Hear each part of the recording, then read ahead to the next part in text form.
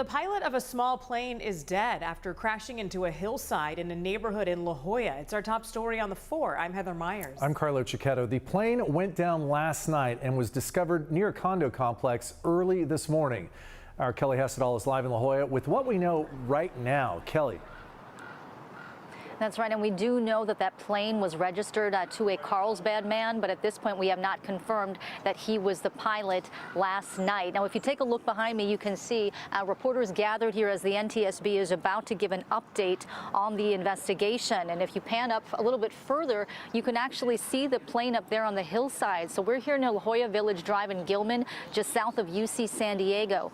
Now, the audio you're about to hear is from the control tower about 9:30 last night, and it is clear the pilot was in trouble.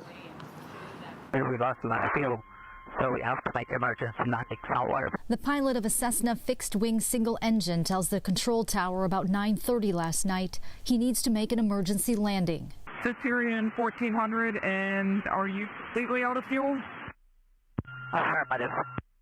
Centurion 1400, there's a runway right off your right, 1 o'clock at 2 miles.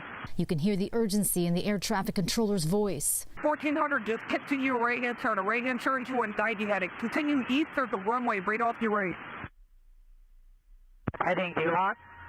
Go eastbound, 90 heading. There's a runway a mile and a half off your right. Turn to the east, turn to the east.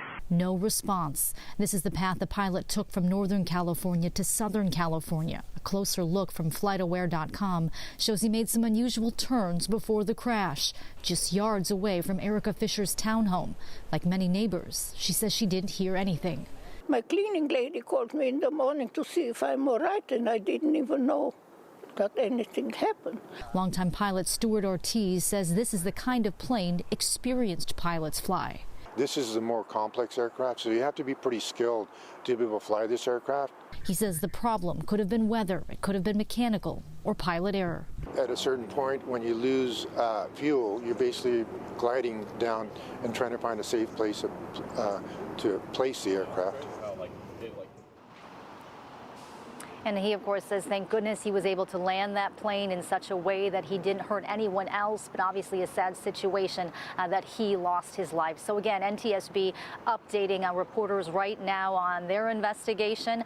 My colleague Rocio De La Fe will have more on that coming up in later editions of CBS 8. Heather and Carlo. Yeah, tough to hear, Kelly, just how close he was to a runway and couldn't make it there. Do we know how long it was between when the pilot called the control tower reporting that he was out of fuel and then when police were actually able to locate the aircraft?